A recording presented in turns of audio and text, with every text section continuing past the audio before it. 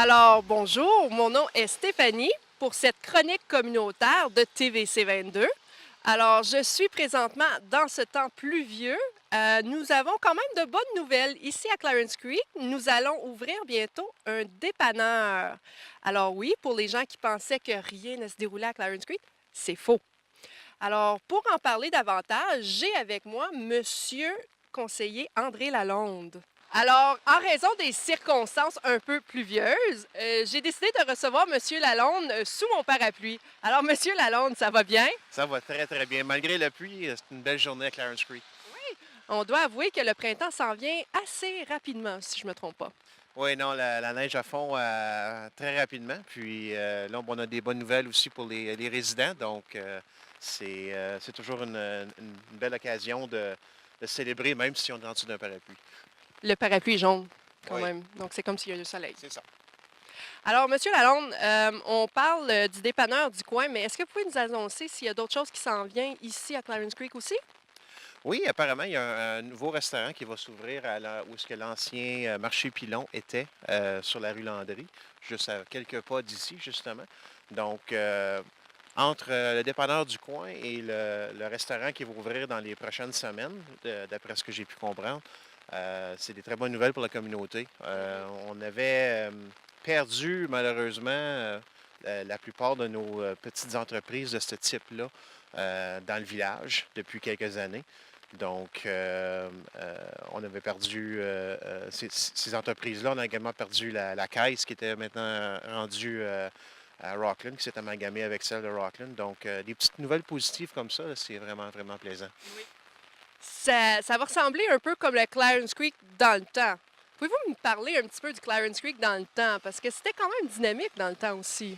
Oui, moi, je me souviens lorsque j'étais petit bonhomme, comme on pourrait dire. Puis, on avait, je pense, on avait 3 magasins généraux on avait une station de gaz, on avait la coop aussi à Clarence Creek qui était en opération. Euh, il y avait également le centre médical qui est maintenant le dépanneur du coin, qui était là aussi. Et puis la caisse populaire qui était sur le chemin Landry. Donc, c'est vraiment.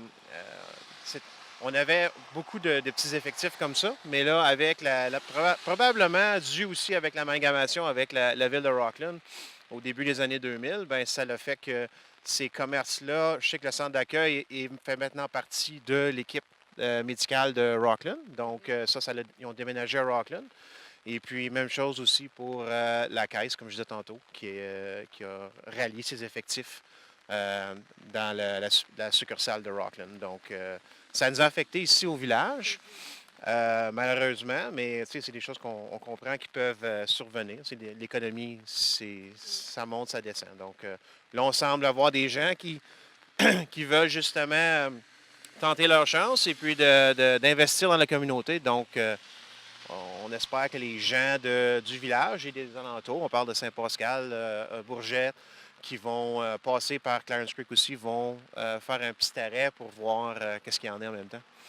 Bien, je l'espère en tout cas, parce que si je me fie à ce que je vois derrière, monsieur et madame Marcil travaillent très ardemment pour ouvrir le magasin le plus tôt possible. Avez-vous une idée de la date qu'ils planifient d'ouvrir?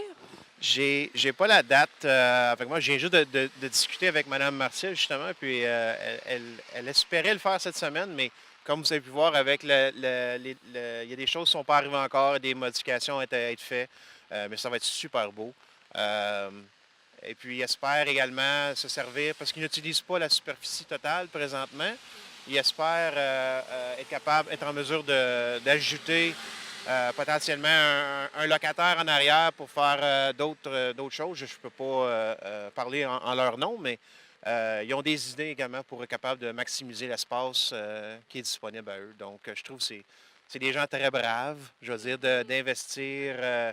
C'est les anciens propriétaires du Rémi Gab à Bourget.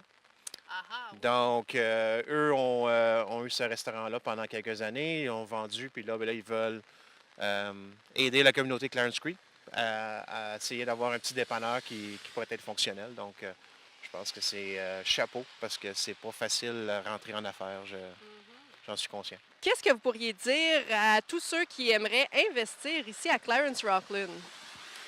Plutôt à Clarence Creek. Bien, en étant conseiller municipal, c'est certain qu'on aime ça quand que les gens, les entreprises peuvent investir dans notre quartier. Moi, longtemps que les gens investissent dans la communauté de Clarence-Rockland, je suis très heureux. C'est une ville qui est grandissante, incluant le village aussi à Clarence Creek ici, où est-ce il y a déjà un développement de maison qui est en vigueur. Et puis, il y a un potentiel de deux autres que les entrepreneurs regardent à ouvrir d'ici quelques années. Donc, je pense qu'il y a un potentiel énorme avec l'endroit. Il y a beaucoup de lots disponibles pour bâtir, des choses comme ça. Stratégiquement, on est bien placé parce on est près de Rockland sans être trop près de Rockland. Et puis, on peut aussi facilement se rendre à Orléans ou d'autres, on appelle ça, aller par en arrière, comme on dit, pour aller en ville. Donc, il y a du potentiel. Puis, il y a encore quelques édifices qui sont des endroits qui sont centrales que les gens pourraient investir dedans aussi. Donc, on y va pas par pas. Une des choses qu'on aimerait beaucoup rapatrier au village, justement, c'est une station d'essence. Ça, c'est vraiment un très grand manque qu'on a pour la communauté. C'est toujours se déplacer vers Rockland pour aller chercher de l'essence. Donc, ça nous est tous arrivé un samedi matin de vouloir couper le gazon et de s'apercevoir qu'on n'a pas d'essence. C'est obligé de descendre à Rockland pour aller en chercher. Donc, c'est malheureux, mais regarde, l'économie est ce qu'elle est. Donc, mais on a l'endroit pour le faire. C'est juste ça prend quelqu'un qui est prêt à investir l'argent pour le faire. Est-ce que vous allez être à l'ouverture du dépanneur de Clarence Creek? Je l'espère. Comme je n'ai pas la date présentement, je vais communiquer avec M. et Mme Marcel pour m'assurer qu'on a une représentation du conseil municipal ici, dont moi-même et peut-être, si je suis chanceux, peut-être un autre ou deux conseillers, ainsi que M. le maire. Donc, invitation ouverte, M. Desjardins.